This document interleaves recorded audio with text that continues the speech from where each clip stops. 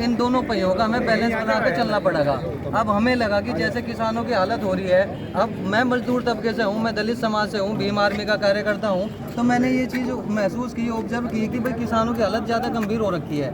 और इसी तरीके से मजदूर की हालत भी बड़ी गंभीर हो रखी है। जो मजदूरों को फ्री का राशन ये सरकार दे रही है, आलसी बना रही है, वे मजदूरी भी नहीं करते, घर में पड़े रहे हैं 5 किलो राशन के ऊपर, अपने घर के काम छोड़ छाड़ के सारा मतलब राशन के ऊपर ही डिपेंड कर दिया मोदी जी ने।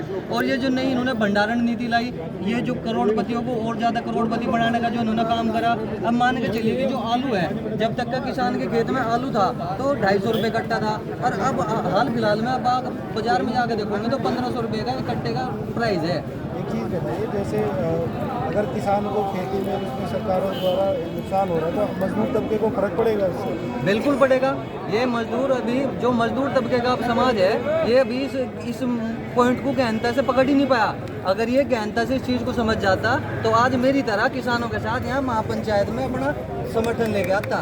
तो मैं इसी चीज़ को भांपते हुए मैंने सोचा कि मैं अपने समाज को जगाने का कार्य करूं, इन मजदूरों का नेतृत्व करूं अपने क्षेत्र में जहां से मैं आया हूं, और इन मजदूरों को कहूं कि किसानों के साथ खड़े हो जाओ, नहीं तो आने वाली नस्ल तुम्हारी मिटा दी जाएगी, आने वाली नस्ल तुम्हारी भूखी नंगी पैदा होगी। आप एक नारे की भी बात करें। हाँ जी, मैंने एक नारा दिया है। मैं बागपत की एक कर्म भूमि है, अपने कंडेरा गांव से हूँ मैं। मेरे पिताजी इनकम टैक्स में अधिकारी हैं दिल्ली, और उन्होंने ही मुझे एक नारा दिया था कि बेटा इस नारे को लेकर आप कहीं भी खड़े हो जाना, आपको बोलना यह है कि जय भीम जय चरण सिंह। ये नया नारा है, इससे हमें समानता मिलेगी, एक दूसरे से भाईचारा मिलेगा। क्योंकि जो चरण सिंह है, जो किसान मसीहा है, जिन लोगों ने हमें धरती दी, धरती देने का कार्य जिसने किया, वो चरण सिंह था, महान आदमी, महापुरुष के रूप में हम उन्हें मानते हैं। अगर वे ना होते तो आज के समय पे किसी के भी पास जमीन ना होती।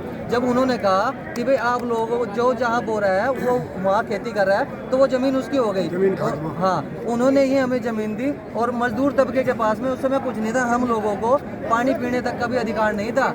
आजकल हालात देख रहे होंगे आप, राजस्थान के जयपुर में जो जालौन में घटना हुई, 5 साल के बच्चे के साथ में उसे मटके से पानी पीने की वजह से उसे मार दिया गया।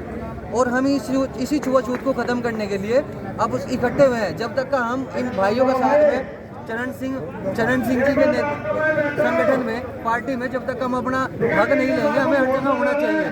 जब हम हर जगह होंगे तो अपना हक हम मांग सकते हैं कहीं से भी। आपको लगता है कि किसानों के साथ मजदूर को भी आंदोलन करने की जरूरत है? हाँ, करेगा। किसान मजदूरों के साथ में आएगा और मजदूर किसानों के साथ में आएगा।